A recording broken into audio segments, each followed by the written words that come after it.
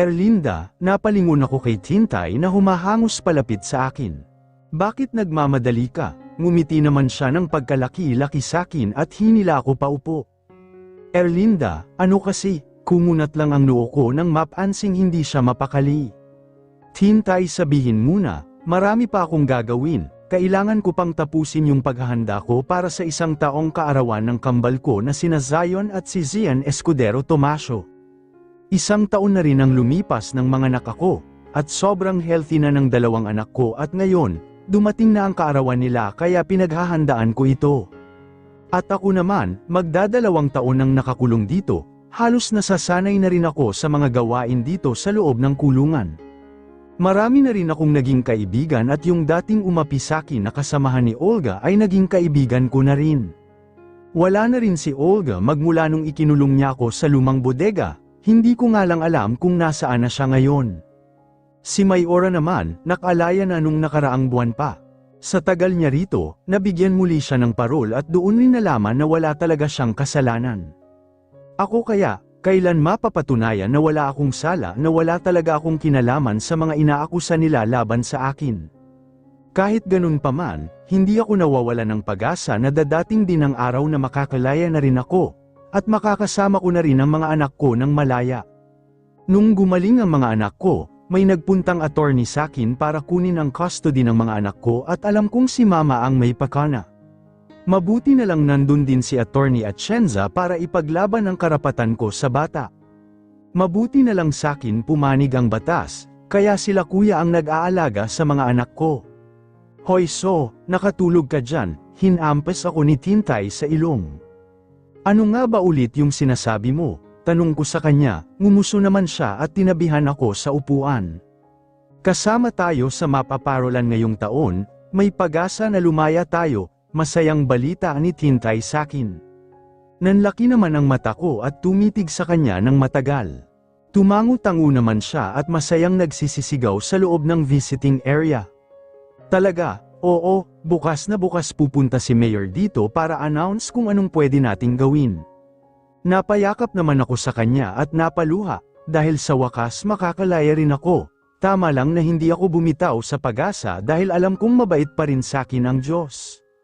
At alam ko namang ginabayan rin ako ni Arminda, alam mo iisipin kong baliw ka. Iiyak ka tapos ngingiti, natatawang sambit ni Tintay nang kumalas na kami sa pagkakayakap.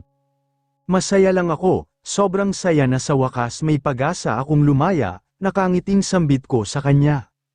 At pinanood ko yung mga ginagawa ng mga kasamahan namin para sa birthday party ng mga anak ko. Twice a month lang sila dinadala ni Kuya rito, at minsan pinapayagan kami ng mga nagbabantay na manatili rito kahit isang gabi ang mga anak ko. Kaya kahit hindi ko sila palagi nakikita, masaya pa rin ako na kahit papano nakakasama ko pa rin sila kahit sandali lang. Bilis ng panahon no, isang taon na ang twins mo tapos ikaw, magdadalawang taon na rito. Hindi ko akalain makakatagal ka rito, napangiti naman ako sa sinabi ni Tintay. Yun din ang akala ko nung una pero heto't ako humihinga pa. Dati nga kung hindi lang sa mga anak ko baka sumunod na rin ako sa kakambal ko, dahil sa mga pangyayari sa buhay ko. Pero mabuti na lang dumating sila sa buhay ko at dahil sa kanila kaya patuloy akong lumalaban, tumayo na ako at tumulong sa paghahanda, dahil maya-maya nandito na rin sila.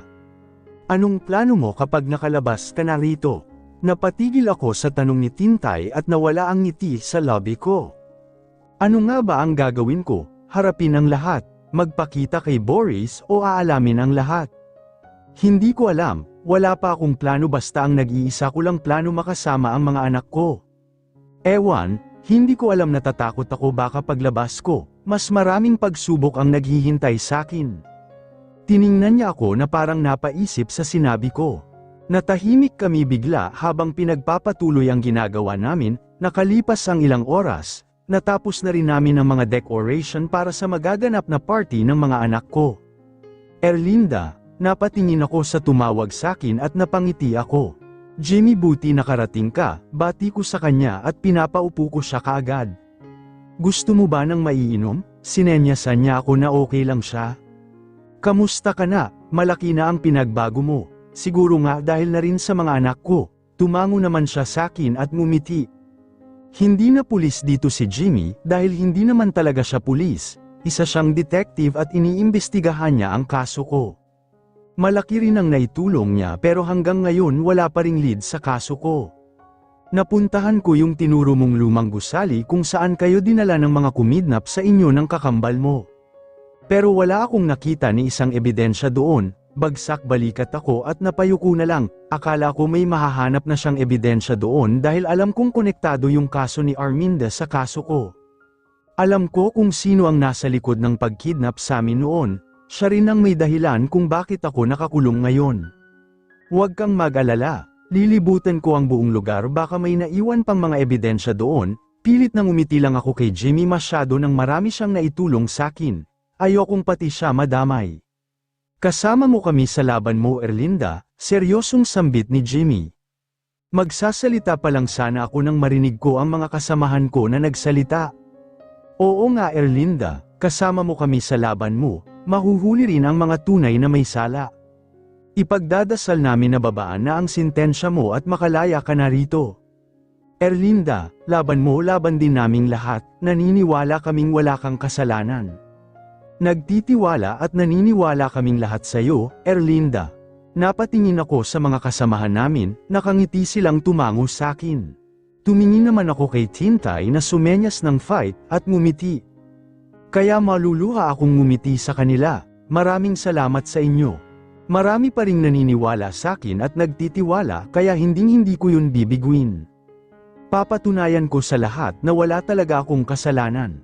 Maghintay ka lang Boris, babalik din ako. Nagpatuloy kami sa paghanda sa kaarawan ng mga anak ko. Dumating sila dito kasama sina kuya, at naging masaya ang naging kaarawan ng anak ko kahit nakakulong ako rito. Nabigay ko naman ang kailangan nila. Lalaya na rin ako dito mga anak at magsasama-sama rin tayong tatlo.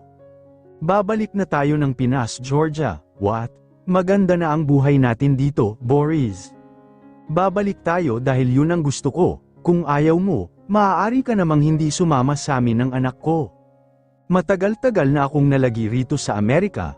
Marami na akong naiwan na trabaho sa Pilipinas. Seryosong sambit niya kay Georgia habang nilalagay ang mga gamit nila sa likuran ng taxi. Fine. Basta hindi si Erlinda ang dahilan kung bakit gusto mong bumalik ng Pilipinas. Irita niyang nilinggan si Georgia at napakuyom ang mga kamao niya. Huwag kang dalulo Georgia, matagal na kaming wala ni Erlinda, hindi ko na kayang makasama ang taong ikakasira ng pangalan ko. I told you, napailing na lang si Boris at kumuyam ang kamao bago sumakay ng taxi. Napatingin na lang sa bintana si Boris. Sa pagkakataong ito, poprotektahan kita. Magandang umaga sa inyong lahat. Ang lahat ng nandito ay may pag-asa ng lumaya. Nabigyan kayo ngayong taon ng ating mayor ng parol at dahil dadating na ang Kapaskuhan, gusto namin gumawa kayo ng pinakamagandang parol na ipapamigay natin sa mga kapaspalad. Nakangiti lang akong nakikinig sa sinasabi ng babae, masaya ako kasi sa wakas may pag-asa na akong lumaya. Masaya rin ako dahil malapit nang ipagdiriwang ang Kapaskuhan. Excited na akong gumawa ng malaking parol para ibigay sa mga pamilyang walang kakayanang magpasko dahil sa hirap ng buhay. Naalala ko pa noong maliliit pa kami nila kuya, nagpupunta kami sa mga bahay ampunan para magbigay ng pamasko sa mga bata. Yung mga batang inabandona ng kanilang mga magulang. Kahit inabandona sila, mga nakangiti pa rin sila na parang wala silang iniindang kalungkutan. Kamusta na kaya sila sister sa bahay ampunan? Matagal-tagal na ring hindi ako nakakadalaw roon. Malamang alam na nila na nakakulong ako ngayon, sa mga dumaan na buwan at taon, mas gumagaan ang pakiramdam ko. Magkakasundo na kaming lahat ng nandito sa kulungan at ang sabi nila, kasama ko sila sa magiging laban ko. Kaya konting tiis pa, dahil alam ko may panahon rin ang paglaya ko. Nandito kami sa isang malawak na bulwagan kung saan sama-sama kaming gumagawa ng malalaking parol. Nakangiti kong pinagmamasdan ang mga kasama ko na masayang gumagawa habang kumakanta sila. Parang hindi sila malungkot na hindi na naman nila makakasama ang kanilang pamilya ngayong dadating na Pasko. Oy, ganda ng ngiti mo kalabit sa akin ni Tintay. Lumingon ako sa kanya at tumango lang, masaya ako kahit papano. Dahil malapit na ang Pasko. Sa bagay, tama ka naman dyan pero mas masaya kung nandito ang anak ko. Nakangiti siya ngunit may halong lungkot. Alam ko na kung sino ang asawa ang tinutukoy niya, walang iba kung hindi ang attorney ko. Mr. Efren Atienza. Sa hindi sinasadya, nakita kong nag-aaway sila ni Tintay. Nung una nagtaka pa ako pero kalaunan inamin din sa akin ni Tintay ang totoo. Kinausap ko na rin si attorney tungkol dun, kaso hindi rin naman siya nagsasalita. Naaawa rin ako sa kanya dahil matagal na niyang hindi nakikita ang anak ko, kaya nga naiintindihan ko siya na kapag nandito ang twins ko, siya mismo ang nag-aalaga. Makikilala at makakasama mo rin ang anak mo Bes, huwag kang mawala ng pag-asa. Malapit-lapit na rin siguro tayong lumaya, nakangiting sambit ko sa kanya. Oo naman no, matagal ko nang hinihintay ito, ginagawa ko talaga lahat para makalaya na ako rito. Ganun rin naman ang gusto ko, ang makalaya rin ako dito. Masaya kaming gumagawa ni Tintay ng parol at minsan nagkakantahan pa kami, nagtatawanan kami at masaya rin kaming nagkukwentuhan. Pero natigil lang yun nang biglang bumukas ang radio. Isang balitang nakapagpatigil ng mundo ko, si Mr. Tomasio at ang bago niyang asawa ay nandito na ngayon sa Pilipinas. Ano kayang masasabi niya tungkol sa dati niyang asawa na nakulong dahil sa salang murder at estafa? Natulala na lang ako sa radio kung saan binabalita na nandito na ngayon sa Pilipinas si Boris at si Georgia, ang kanyang bagong asawa. Mapait akong napangiti nang makitang muli ang asawa ko, 3 taon din ang tinagal niya sa Amerika at ikinasal na rin siya sa babaeng mahal niya. Masaya ako kasi masaya na siya at sa tinagal-tagal ng panahon, naikasal din siya sa taong mahal na mahal niya. Hindi na sayang ang pagsasakripisyo ko at ang pagpapaubaya ko para lang magkasama sila ng babaeng gusto niyang makasama habang buhay. May pait at sakit pa rin dahil hanggang ngayon mahal na mahal ko pa rin siya. At hindi nagbago ang nararamdaman ko para sa kanya, at ang bunga ng saglit na panahon na pagmamahalan namin sa isa't isa. Hindi ko alam kung kaya ko bang makita ang mga anak ko na nasasaktan, dahil kahit anong gawin ko, hindi na nila makakasama ang kanilang ama. Erlinda, mapakla akong ngumiti kay Tintay na nag-aalalang nakatingin sakin. Ayos lang ako Bes, ayos lang talaga ako, masaya na ako kasi kasama na niya ang taong gusto niyang makasama habang buhay. I'm so happy for him, hindi naman talaga kasi ako ang kailangan niya. Simulat sa pool, hindi na talaga ako ang mahal niya, yung kailangan niya. Ako lang naman tong pinagpilitan mahalin din niya ako gaya ng nangyari, isa lang akong daan para umayos ang buhay niya. Masaya na ako dahil masaya ka na, tatandaan mo mahal na mahal kita kahit anong mangyari. Ilang taon man ang lumipas hindi mawawala ang pagmamahal ko sa'yo. Maraming salamat kasi binigyan mo ako ng magandang alaala na magpapabago sa buhay ko. Pinatay na bigla ang radio at tiningnan ako ng mga kasamahan ko rito, alam kong nag-aalala sila sakin. Pilit na ngumiti lang ako sa kanilang lahat kahit pigil na pigil ang mga luha ko. Tuloy na tayo, ayos lang naman ako, huwag na kayong mag-aalala pa. Ngumiti ako sa kanila at pinagpatuloy ko ang ginagawa ko, natahimik naman sila at pinagpatuloy na rin ang ginagawa nila. Tulo ng tulo ang mga luha ko habang gumagawa ako ng parol. Napapikit na ako at huminga ng malalim, namalayan ko na lang natusok na pala yung daliri ko ng gunting. Huminto muna ako at pinatong ko ang parol na ginagawa ko. Nakatulala lang ako sa dugo na nasa daliri ko. Naku po Erlinda, magpahinga ka na muna. Nagising lang ako sa boses ni Tintay at hinila niya ako paalis sa bulwagan at dinala ako sa selda namin. Bakit hindi ka nag-iingat? Nahinto siya sa pagsasalita, nayakapin ko siya at umiyak lang ako nang umiyak sa balikat niya. Hinagod naman niya ang likuran ko. Sige, iiyak mo lang yan, nandito lang ako, sambit niya sakin kaya mas lalo akong napaiyak. Akala ko manhid na ako, akala ko okay na ako pero hindi pa pala, kahit anong gawin ko mahal ko pa rin si Boris na siya lang yung tanging lalaking mamahalin ko. Kahit masaya ako para sa kanya, hindi ko pa rin maiwasang hindi umiyak o ang maging masaya, kasi iniisip ko ang mga anak ko na lalaki sila nang walang ama. I'm sorry, patawarin niyo ako mga anak, ilang linggo na rin ang nakalipas nang marinig ko ang balita, medyo gumaan na ang pakiramdam ko. Siguro nga kailangan ko na ring tanggapin na wala na talaga kami ni Boris na hindi na kaya pang ibalik ang dati. Siguro ako lang itong umaasa na may pakialam siya sakin, na kaya na niya akong mahalin, pero sa lagay kong ito, mukhang malabo ng magkaayos o magkabalikan pa kami. Hanggang alaala na lang ang mga nangyari sa amin ni Boris. Alaalang hindi makakalimutan na naging akin siya kahit isang beses, pero tadhana na mismo ang nagsasabing hindi talaga kami para sa isa't isa. Pinagtagpo lang pero hindi itinadhana, malungkot man na doon na nagtapos ang kwento naming dalawa pero nagbigay naman ng aral sakin ang mga nangyari.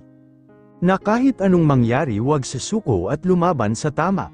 Kahit dumating sa punto na susuko na ako sa nangyari sa buhay ko, pinilit kong maging matatag at matapang, pinilit kong bumangon kahit hindi sa sarili ko, kung hindi sa mga anak ko.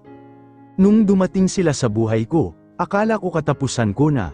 Akala ko bibitaw na ako pero dahil sa kanila natuto akong tumayo sa sarili kong paa. Yun ang isang aral na sinabi noon sa akin ni Papa, na wala ang ngiti ko nang maalala si Papa. Kamusta na kaya siya? Kumakain pa ba siya ng tama? Hindi ba niya pinapabayaan ang sarili niya? Halos matagal na rin magmula nung huling kita ko sa kanya, halos 3 taon na rin nakalipas, hanggang ngayon hindi pa rin niya ako dinadalaw. Natawa ako bigla na may pait, ano pa nga bang aasahan ko sa kanya? Isa akong kahihiyan sa pamilya ng Escudero, baka nga ikinakahiya niya ako bilang isang anak. Kahit ganun pa man, mahal ko pa rin siya dahil siya ang ama ko, sana sa dadating na Kapaskuhan, makita ko siya at makasama. Kahit baliwalain niya ako, makita ko lang si Papa, masaya na ako, maganda ng regalo sa akin yun sa dadating na Pasko. Huwag ka masyadong tumawang mag-isa, pagkakamalan kang baliw. Napaayos ako ng upo at lumingon sa boses na narinig sa may likuran ko. Jimmy, ngumiti siya sakin at inabot niya sakin ang isang bateng tubig, nakangiti ko namang inabot yon at sinenyasan siyang maupo sa tabi ko. Maganda yung gawa mong parol, halatang sumisimbolo sa buhay ng mga tao, sambit niya habang nakatingin sa malayo. Isang simbolo ng pagbibigayan, pagpapatawad at pagmamahalan. Yun naman talaga ang simbolo ng Kapaskuhan sa atin, hindi ba? Para sa akin, ang simbolo ng Pasko ay ang isang buong masayang pamilya na nagsasama sa araw na yon, sambit niya sa akin na kinatango ko lang. Pamilya ha, kaso mukhang malabo sa akin yan ngayon, umiwas ako ng tingin sa kanya at ininom yung tubig na bigay niya sa akin. Malay mo naman napatawad ka na nila. Umiling ako sa kanya at natawa na lang. Hindi madaling magpatawad lalo na sa lagay ko ngayon, sila mismo nagdidiin sa akin sa mga kasalanang hindi ko naman ginawa. Kaya ka nga sumali sa parol, hindi ba, para makalaya ka na, para malaman muna kung sino ba talaga ang nasa likod ng lahat ng mga ito. Hindi ko na muna iniisip yan, ang mahalaga sa akin ngayon ang makasama ang mga anak ko sa araw ng Pasko. Hindi muna mahalaga sa akin kung anong meron sa labas, ang mahalaga sa akin ang makasama ang mga anak ko. Halika na, aya sa akin ni Jimmy at inalok ang kamay niya. Tumango naman ako at nakangiting inabot ko ang kamay ko sa kanya. Your Highness, biro niya sa akin kaya natawang hinampes ko lang siya, at naglakad na ko papasok ulit sa bulwagan. Arminda, malapit na, konting tiis pa, maligayang Pasko sa'yo. Nakita ko ang imahe ni Arminda na nakangiti sakin kaya napangiti na lang din ako. Konting tiis pa, lalaya na rin ako. Ano? Hindi siya pwedeng makalaya, sigaw ko sa mga tauhan ko. Napayuko naman ang mga ito kaya galit na pinagsasampal ko sila. Ba't hindi nyo ginagawa ang trabaho nyo, ma'am? May humaharang sa amin para hindi namin magawa ang inuutos nyo. What? Patayin ang mga humahadlang, napailing naman ang mga ito. Malakas ang puwersa nila, hindi namin alam kung sino ba talaga ang humaharang sa amin, marami sila. Napasabunot naman ako sa buhok ko at napapadyak na lang ako sa inis. Paskong Pasko, nagagalit ka, mas lalo akong natigilan at nanlaki ang mga mata ko nang makita ko siyang harap-harapan. Paanong nakalaya ka? Ngumisi naman ang babae at tiningnan niya ang paligid. Masama na bang lumaya ako? Napatunaya sa hukuman na hindi ako masamang tao, nais ko din kasi balikan ang mga totoong salarin, nakangising sambit nito sa kanya na nagpa-address dito. Mukhang nawawala na ang mga plano mo, wala pa akong ginagawa pero mukhang hindi ko na kailangang kumilos, ikaw naman kasi, masyado kang obsessed na mapabagsak mo kami, ayan tuloy. Ngumisi ito sa kanya at tinalikuran na siya, maligayang Pasko. Napapadyak naman sa inis, buwisit ka talaga sa buhay ko. Dumaan ang Pasko na pilit ang mga ngiti ko, akala ko kasi makakasama ko ang mga anak ko nung Pasko. Pero hindi pumayag ang chief, kaya pinilit ko na lang maging masaya para na rin sa mga kasama ko. Binati lang ako nila kuya sa tawag, at narinig ko rin ang boses ng mga anak ko. Kaya kahit papano napawi rin ang lungkot pero mas masaya siguro kung kasama ko sila. Kaya nga ngayong bagong taon, sana makasama ko na sila. Hoy, ayos ka lang ba? Tanong sakin ni Tintay. Lumingon ako sa kanya at ngumiti. Oo naman, yun lang nasabi ko at bumalik na ako sa ginagawa ko. Sana kahit ngayon lang makasama ko ang mga anak ko sa mahalagang araw. Sobrang namimiss ko na sila, gusto ko na silang may akap at mahawakan. Dumating ang gabi, nakita kong nagkakasiyahan ang mga kasamahan ko rito na para bang wala silang problema sa mga ngiti at saya sa mga mukha nila. Kahit papano gaman din ang loob ko, at nawawala ang lungkot ko kapag nakikita ko silang masaya, dahil alam ko ang iba sa kanila, hindi na dinadalaw ng pamilya na parang pinagtabuyan sila, dahil isa nga silang kriminal sa paningin nila. Pero para sa akin, isa silang mabuting tao na nakagawa ng krimen, hindi lang dahil sa kapakanan nila kung hindi dahil sa kapakanan ng ibang tao. Erlinda, napalingon ako sa tumawag sakin, halos mapanganga ako kay Tintay na nakasuot ng polka dots na dress. Magpalit ka na rin, halika, hinila niya ako papasok sa selda namin at pinagbihis niya ako ng dress. Kailangan natin maging maganda ngayon, no? Ayoko namang suutin sa bagong taon ang damit nating pangpreso. Natatawang sambit ni Tintay habang binibigay niya sa akin ang isang dress na kaparehas nung sa kanya. Dapat parehas tayo, magsisi tayo eh.